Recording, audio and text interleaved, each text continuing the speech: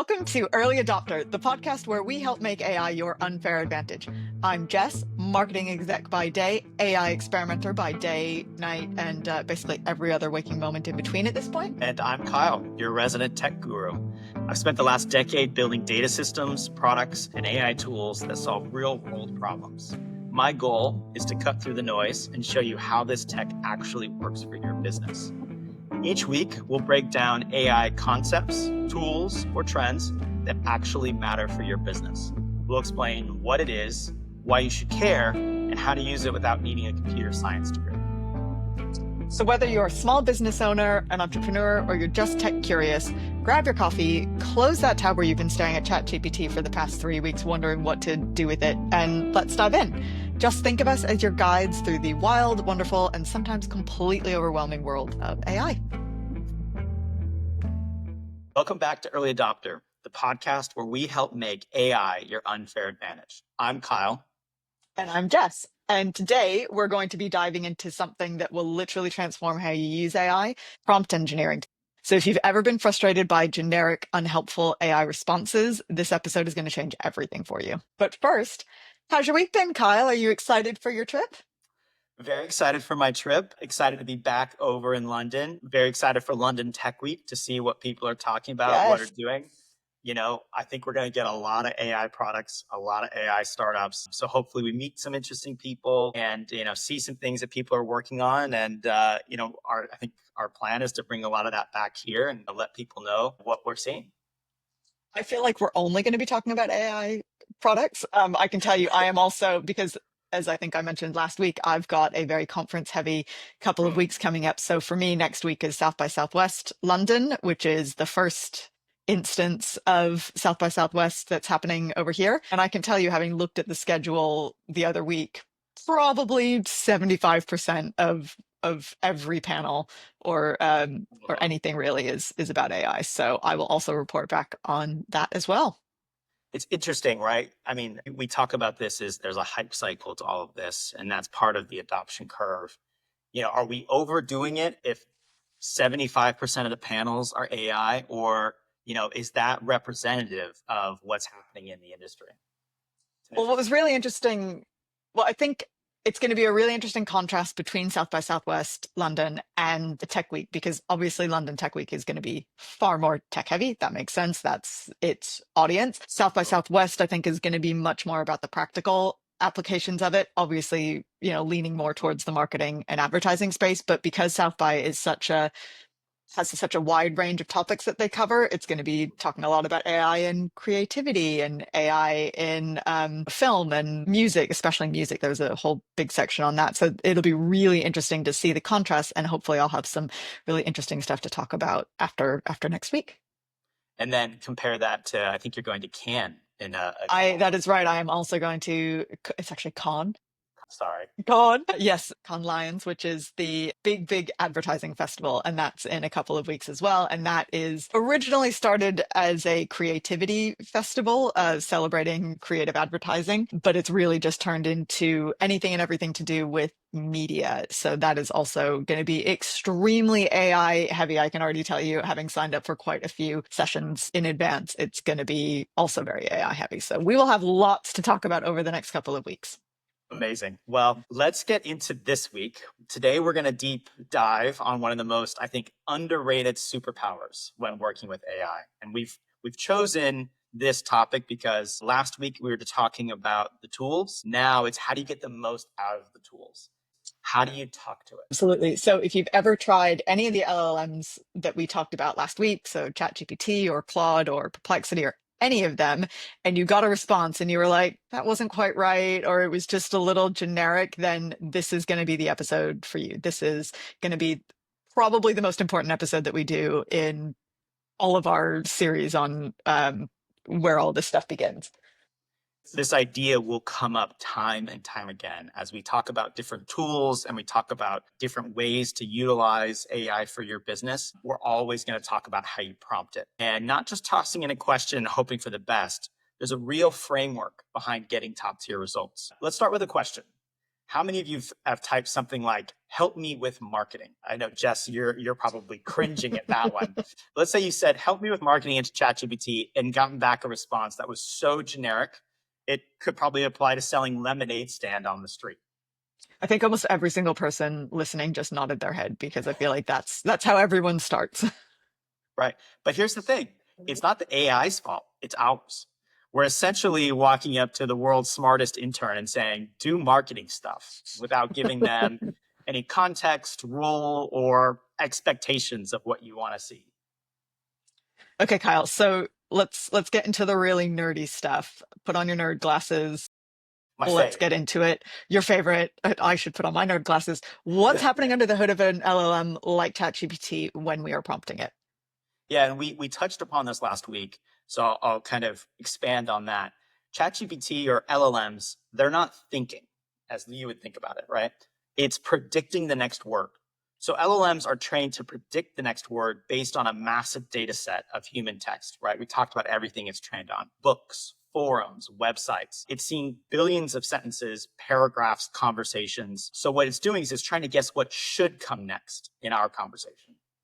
Exactly. So it's basically just got brilliant pattern recognition. And because it's trained on absolutely everything, like we talked about last week, Wikipedia, corporate decks, novels, you have to give it cues so it actually knows which voice to use and actually what you care about. Right, because it has the full gamut of responses that it could do. It could respond like you're a Reddit user, which is probably not what you want to be using when you're talking about Not in a legalese or corporate professional, debt, no, not in a right? professional environment. Or vice versa. You may not want to be using really strict legalese when you're trying to write an email to, your family or even in a corporate setting. That's just not Or going to be the right. if we go back to our conversation about rocket ship emojis, Yeah. rocket ship emojis are not relevant for a lot of business environments. Exactly. LLMs don't know what the goal of your prompt is unless you explicitly state it. And we kind of touched on this, but they don't have memory inherently unless you're in a session or use memory features. But think about it, they don't have all the memory of how you speak. So, and they also don't know what matters unless you tell them. So prompting and giving it context fills the gaps in the model's kind of short-term attention span. Like think about it when you start a new chat. Think of it as like a goldfish. It has nothing to go off of. It just has what it was trained on. And it's trained on diverse, conflicting content, as we mentioned. It's seen formal academic explanations. It's seen the casual Reddit threads. It's seen sarcastic jokes and movie scripts. So without instructions, it doesn't know which mode to adopt.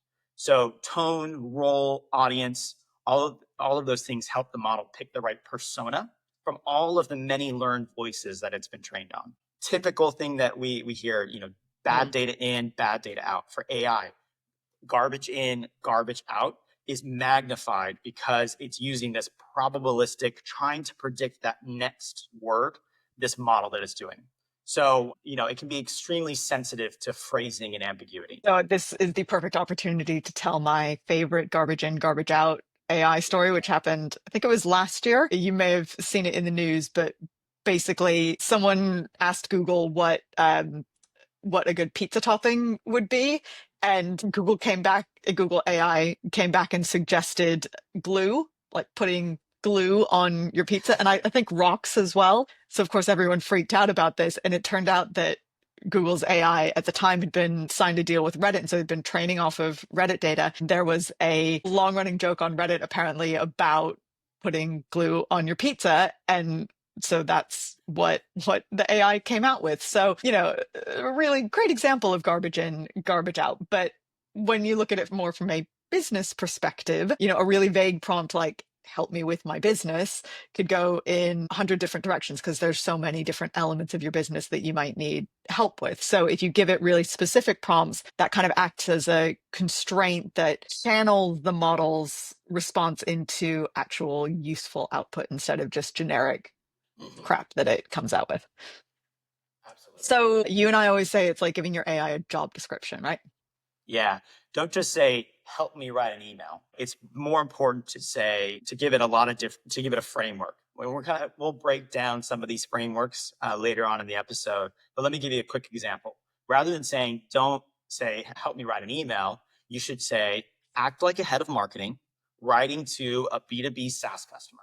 The goal is to re-engage a lead who ghosted me after a demo or something like that.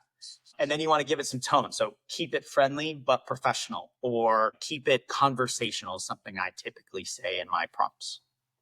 Yeah. So now the model actually knows the role, the audience, the goal, and the tone because you've given it those very strict instructions in your prompt.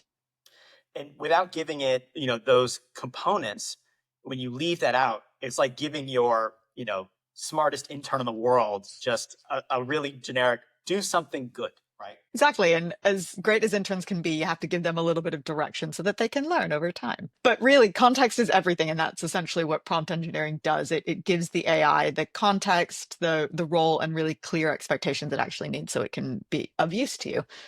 Yeah. And without proper prompting, we'll kind of say this over and over, but you're basically asking that, maybe not even intern, but like a PhD level expert, right? Because they know everything. Mhm. You're asking them to guess what you need. With giving context, you're having a focused conversation with a specialist who understands your business because it'll really dig into the context that's important. Let's pause here and drop our favorite metaphor, which is that the LLM is your infinite intern. You never need to pay for its lunches, and you never need to worry about it showing up for work late. Yeah, or maybe being a little hungover, a couple of days here. Actually, yeah, that's true. It was the Yeah. hangover, really. That's what it was. But this intern doesn't show up hungover, and they've read everything ever written, but they have no clue what your business does. They don't know what good looks like. They don't know who they're writing for. You have to tell them. Yeah, so if you want great results, you don't need to be technical about it. You just need to give your intern, the LLM, some structure. So, for example, a job title, the audience that they're writing for, the goal, and then an example of what good looks like. So we'll get more into examples later, but like examples will make everything that much better. Yeah, and I don't know about you, but when I first started having a conversation with ChatGPT and trying it, it felt like magic. And it turns Mhm. out that it's not really magic. When you get good results, that's the effort of prompting. It's structured communication that really can level up your results. Absolutely. So now we're going to give you what we are calling the universal truths of prompting. So there's a really simple 5-step framework that Google's developed that you can use for any prompt. And then we'll dive into a couple of other like more specialized frameworks. So we're going to start by giving you some kind of general tips, and then we'll get into some more specific ones for more specific responses. And again, we'll go through some examples to kind of bring this home and make this make sense, but we do kind of want to dive into a little bit more of the, technical educational component of this so you know what's sitting behind the scenes. So think of this 5-step framework as your foundation. Every good prompt should include these elements. Let me run through some steps here. So step 1 is a task. Be really clear about what you want the AI to do. So instead of suggest a gift related to some topic for my friend's birthday, right? Step 2, a persona. So define the role you want the AI to be. So act as a subject matter expert with deep knowledge of your topic, right? Step 3, format. So specify how you want the output organized. So organize the data into a table with columns for gift type, price range, and where to buy. Step 4, context. So the more context you provide, the better your output will be. So what is context? Context is a lot of the data that exists. So like who your gift is for, what do they like, what are all the things they're interested in, what are the things they've done in the past, what are the gifts you've given them in the past that have worked or haven't worked. It's like all of the data. For your business, the context would be if you were trying to come up with pricing, right? You would give it all of the data on your SKUs and your products and their current pricing to come up with new pricing. So I think of context as a lot of the data that you can provide that gives the backstory. And then step 5, the last one is references. So provide examples when helpful. For example, like saying what your person really liked. This person loved the custom character art I got that person last year. So provide something personalized this year, right? Giving an example can kind of also help fine tune so that the model knows what to give. So instead of just suggest a birthday gift, you're having a really detailed conversation with someone who actually knows what your friend is going to be looking for. Yeah. But remember, this is just the starting point. Again, that magic happens in the iteration as you ask more and more things. So we're going to talk about a principle here, and I love this because it's the principle is the ABI principle. Always be iterating, and Jess and I are movie buffs, so anytime you have a little play on the always be closing from Glenn Ross, I'm going to be into it. So um, with our always be iterating idea, the pitfall is most people send one prompt and give up if it's not perfect. Like you didn't get what you wanted. You didn't nail the presentation I wanted you to produce on the first draft. And so I'm done with it. But if you're to get really good, you iterate. And so let's run through a couple methods we use. So the first method is to revisit the framework. So you go back and you add, if you don't get the response that you want, or you feel like you could have something that's a little bit better, go back and just add more context, better examples, tweak that persona a little bit more. So give some more details about the person, all those little things just to give it a little bit more to work with. So like maybe your first attempt was marketing expert, but what you really need to say is email marketing specialist for e-commerce business, something like that, that just gives it a little bit more context, and that's going to improve the output. Yeah, and method two, is really like break it down. So if your prompt isn't working, maybe in a subtle way or in a very advanced way, separate it into shorter sentences or bullet points to really be clear on what you're providing, the context that you're providing. So instead of one long paragraph, try a bulleted approach of, okay, first bullet, you're a marketing expert. Second bullet, focus on email marketing for SaaS. Third bullet, our open rates dropped 15% last quarter. That's some context in the background. Fourth bullet, we need 5 specific tactics to improve engagement. Personally, I really like asking for a specific number of outputs that I'm trying to get. Give me 10 of these things, give me 5 of these things, or give me the top 5 ones that you can provide. And then, maybe a fifth bullet, format as an action plan. Again, what is that? What is the instructions? What is the output you're trying to get? So the method 3 is to try different phrasing. So sometimes the same request with different words will get completely different results. And instead of writing product copy, try write a story about how this product fits into the lives of our target customer demographic. So again, you're just giving it that little bit more to work with, because product copy is really generic, but writing a story, that turns it into something that's a little bit more emotional and a little bit more, connects with your audience, but also just gives it a little bit more structure as well. Yeah, and kind of the last method here is add constraints. So this kind of gets into positive prompting and negative prompting. At some point, we'll probably go back to our image generation example from the first episode. Negative prompts in image generation can be incredibly important. So this adding constraints can be really useful if your results are too broad. You may want to try to narrow the focus. So in our example, especially around marketing, maybe ask it to only suggest solutions that are under $1,000, or focus on tactics that we can implement with 5 hours of work, or that we can implement this week. So again, you're really focusing the LLM on, okay, give me something I can do right now. Or even something around how much time you have a week to dedicate to something. If you don't have a ton of time to dedicate to marketing, you can say, I want you to give me some responses that I can do in a 3-hour period, because you don't have, 10 hours to be spending on something every week. And then the other thing that's really important to remember is different types of examples. You can use images, or you can ask for a visual output, or you can work with data, you can upload a spreadsheet, you can give it lots of stuff to work with. And actually it's better when you give the LLM lots of things to work with, because again, you're showing it what you want, and then it just allows it to understand what you want it to replicate. Yeah, that's so important. That's, again, going back to the context. For me, I really feel like context is everything when trying to utilize LLMs. I mean, sometimes I'll go and post like a whole PDF, or I'll take a giant CSV and throw it in there as my context. It just helps kind of ground the LLM and what you're trying to get out of it. So that is all really useful, I think, as a starter. If you want to start getting a little bit more in the weeds and a little bit more technical, or if you have specific, outputs you're trying to get, it might be relevant to use a framework. And so we've come up with a couple frameworks here. These are by no means all of the frameworks. There's a ton of different No, there's a options. lot. We're And going I to should, focus on. Go ahead, Jess. I was just going to say, we should also say that these are kind of the most well-known ones. They're not ones that we specifically came up with. These are kind of generally recognized as pretty standard frameworks, but they're definitely the most effective.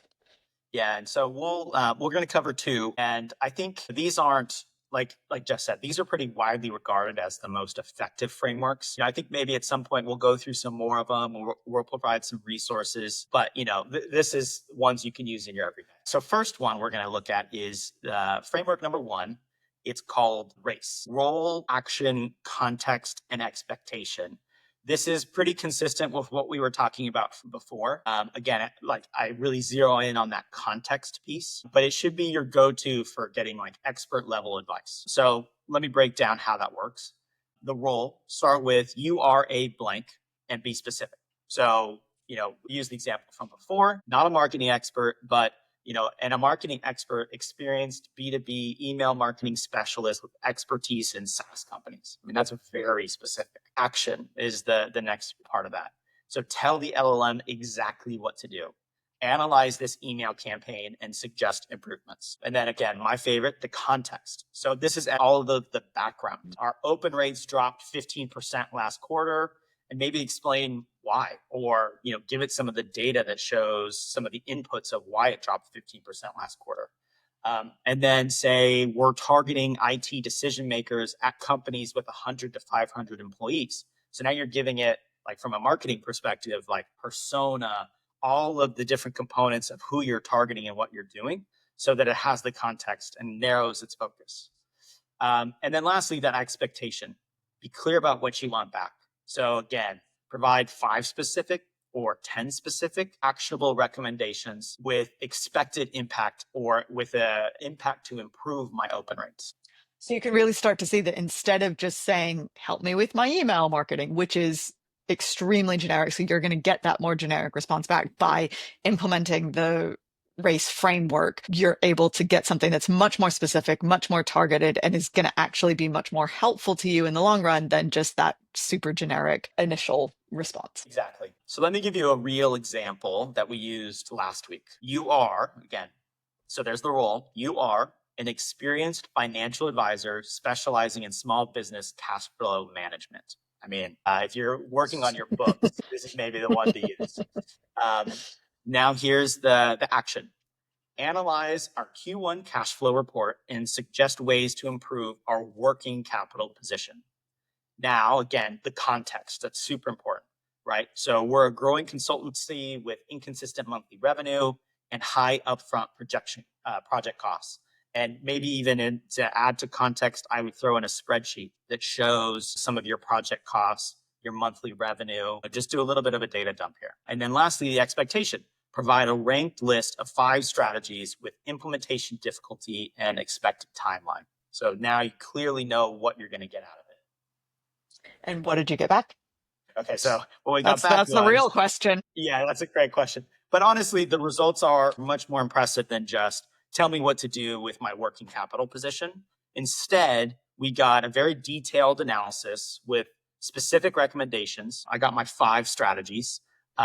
So some of those were like milestone-based billing. It broke down a couple different ways we can establish a line of credit, and actually said which vendors would be relevant for our type of business. It created a cash flow forecast model. Now, again, I think you probably want to iterate on that a little bit, but that's where you could start doing some scenario analysis. So it gave me, one output, but, I would probably take that and iterate to come up with a couple scenarios based on, what we end up doing. So it ends up being something that we needed, right? It was actually actionable intelligence, not just like generic advice about, hey, manage your money better. I mean, duh. But also, I think that is a great example also of how you can just keep having the conversation. So it comes back with a strong response, but then you just continue to give it more context. And as you say, you keep iterating it, but you just keep fleshing it out until you actually get the real thing that is useful. Yeah, and what's important on this is, okay, I have a background in finance, but if I didn't and I was completely novice to this, that using that prompt and that example we gave you would help you really level up and get the answers you needed without any financial background. Okay, Absolutely.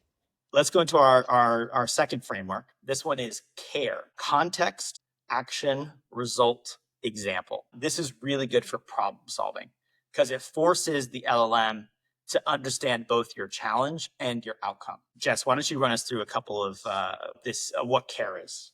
Yeah, so the first is context. So a good example of this would be something like our customer service team is overwhelmed, which I'm sure is something that many businesses have to deal with. So our customer service team is overwhelmed. Response times have increased from 2 hours to 8 hours over the past month, which of course in turn leads to angry customers, which no one ever wants. Yeah. And then the action would be to suggest ways to reduce response time without hiring additional staff. We then lead into the result, which is we want to get back to 2 hour response times within 30 days. So you're going back to something that you've already had. So again, it's giving it that kind of really actionable, this is where we want to be. And then example, again with the examples. So for instance, we could implement chatbots for common questions or create better self-service resources. So put an FAQ page on the page or something like that. Yeah, I think the example part is key because it shows the AI the type of thinking that you're looking for. Again, it narrows that focus. Exactly. So you're not just asking for the generic solutions, you're asking for you're kind of guiding the AI towards a really practical, implementable idea.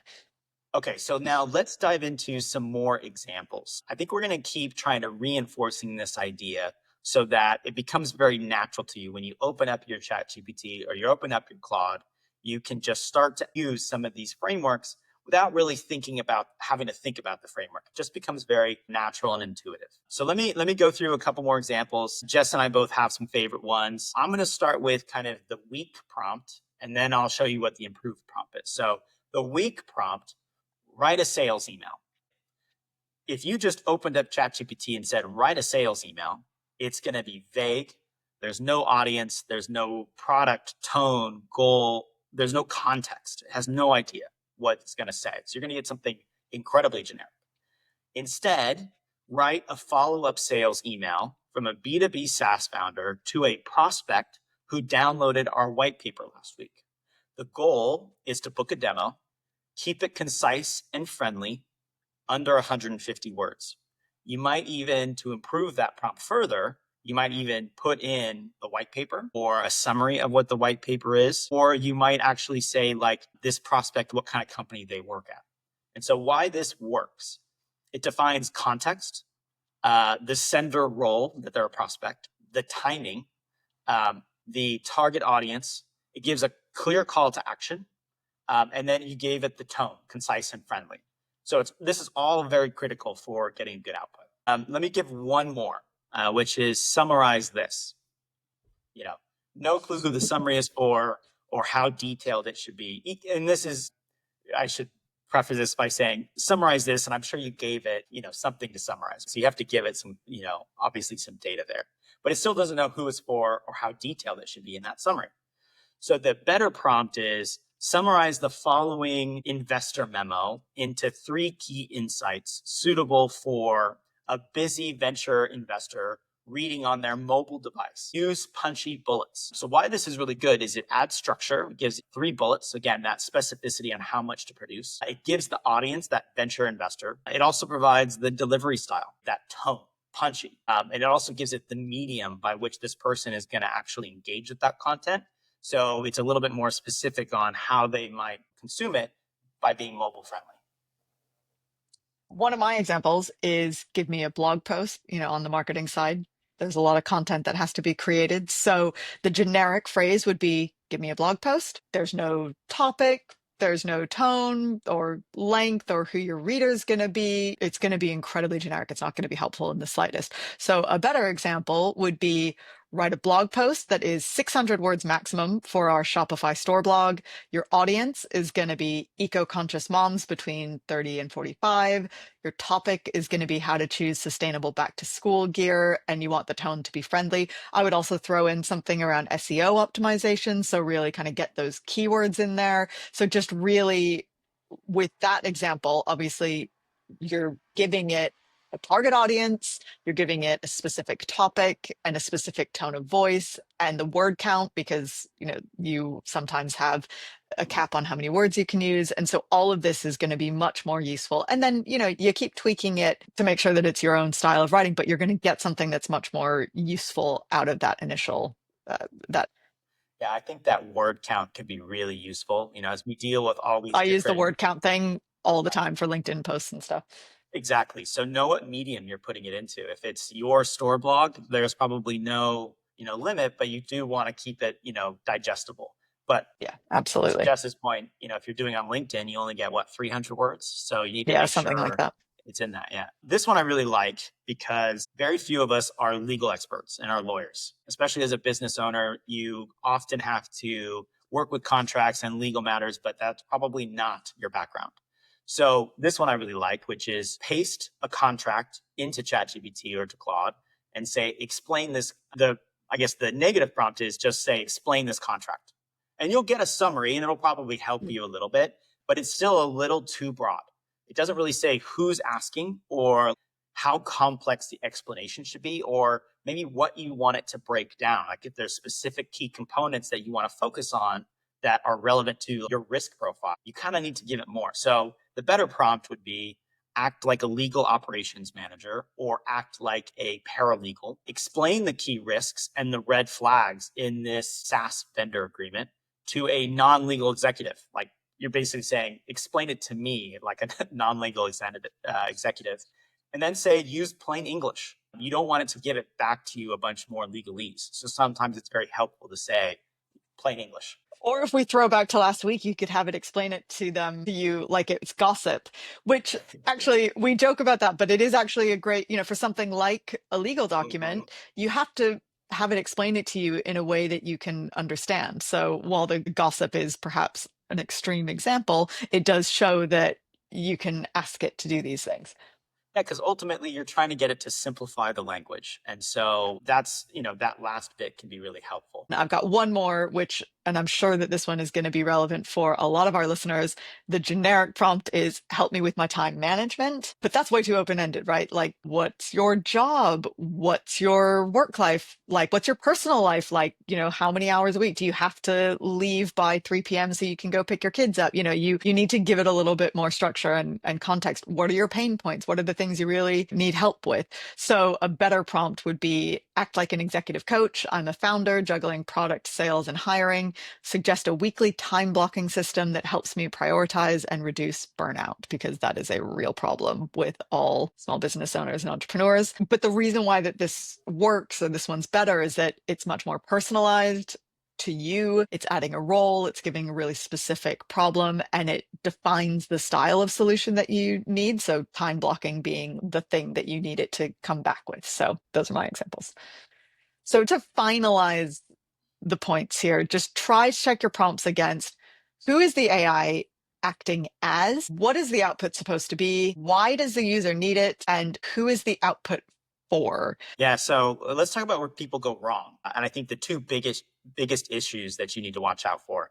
We've touched upon this and we will continue to touch upon this because it's so important when working with LLMs. The two of them are hallucinations and then biases.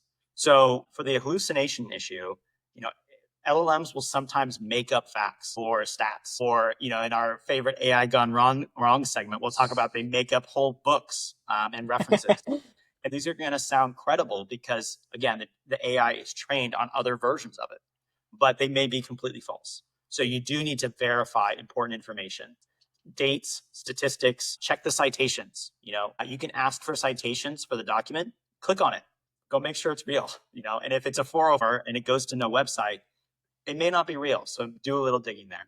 I had this last week actually I was writing a blog post, and I'm going to name names here. It was Perplexity that did me dirty, unfortunately. As big of a Your fan of it favorite as one. Your I favorite know, one. I was so disappointed, like genuinely disappointed.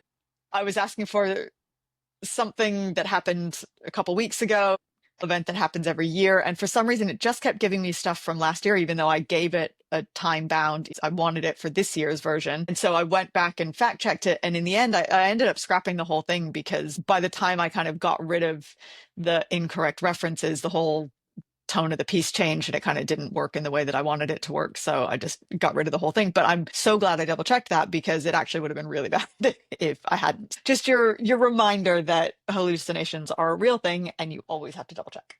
Absolutely. And then the second issue, this is a little bit more difficult to check, but biases. So AI reflects the biases in its training data. And we kind of talked about the training. So be aware that it might default to certain demographics, perspectives, or approaches. So you need to be careful that you're not putting it into your blog post or you're not excluding certain perspectives. So try to actively prompt for diverse viewpoints. It's super important that you're being representative, that you're narrowing the tone and the voice and the audience so that you're correctly speaking to it. Within its training data, it has the ability to talk to all different perspectives, but you need to narrow your focus so it can. Yeah, biases are a real thing, which again, I think this is a good one to have an expert on about because it's an issue.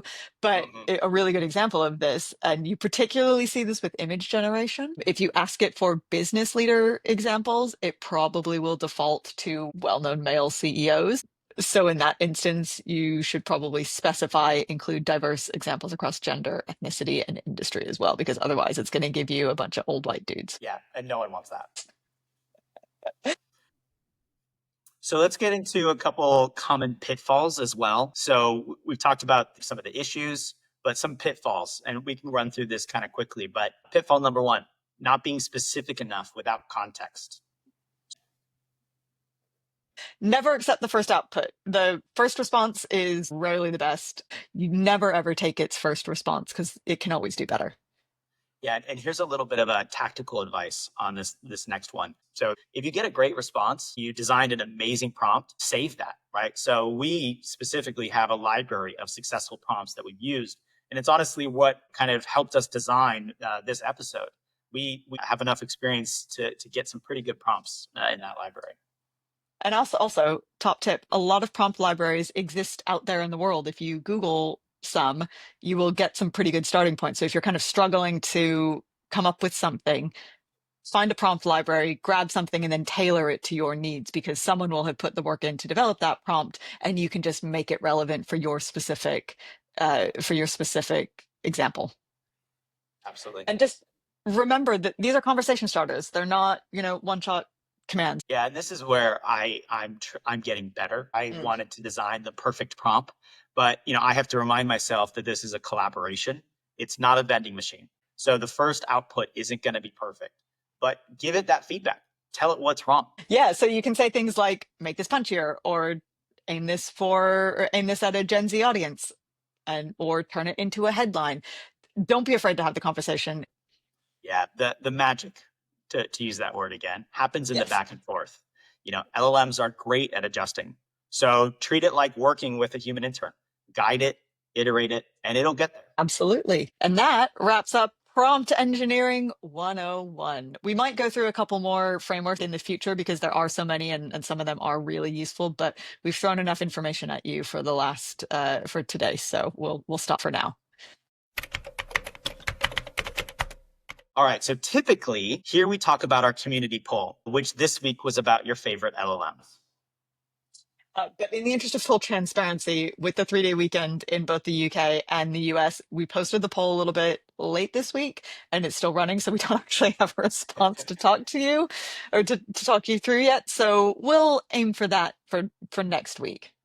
So go take a look at our LinkedIn or Spotify and put your response to the LLM, and we'll have 2 poll results to discuss next week. Can't wait for the results. Amazing. Let's talk about some news that actually affects how you'll be using AI day to day.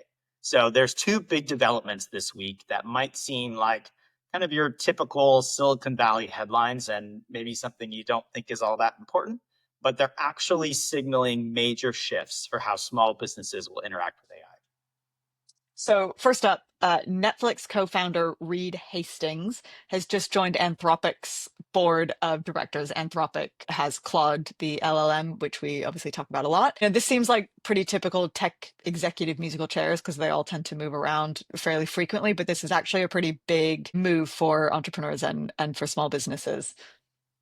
Yeah, and here's why this kind of matters, to you as the small business owner beyond just some, maybe boardroom shuffling. But Hastings didn't just build Netflix. If we look at what Netflix has done is it revolutionized how content got created, distributed, and now consumed. I mean, binge watching wasn't a thing before Netflix. I mean, I know it's a long time ago now, but at one point it was a DVD by mail service. And we basically turned that from a DVD by mail service into a global streaming giant that has, as Jess and I can talk about at length, it's really changed multiple industries, but really the entertainment industry by far. I mean, there's a reason why every single one, there's a reason why you pay 20 subscription services, or pay for 20 streaming subscription services now.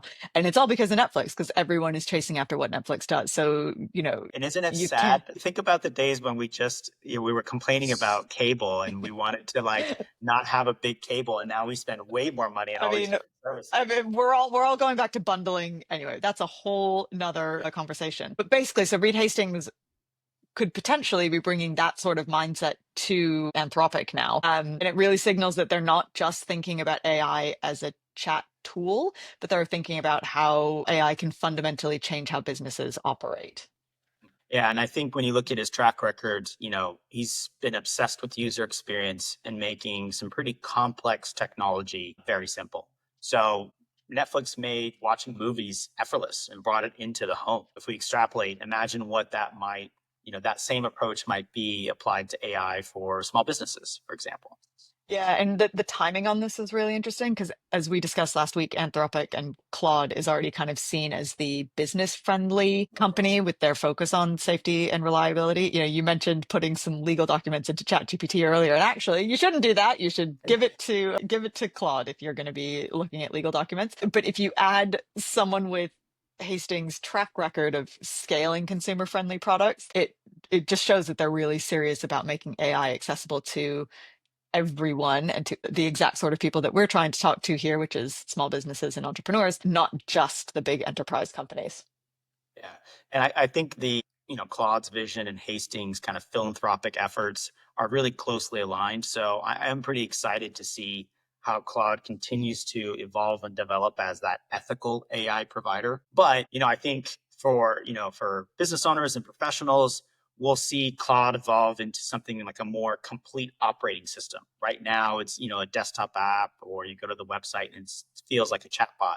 But I think, just as Netflix became like the platform for entertainment where you go for everything, Anthropic might be positioning Claude to become the complete platform for, business intelligence, automation. And speaking of Claude's evolution, Anthropic also just rolled out a voice mode for Claude. And this is actually going to be super useful and something that I personally am going to end up using all the time. Yeah, I think, we look at voice features sometimes as a nice to have convenience, but I'm using dictation a lot more.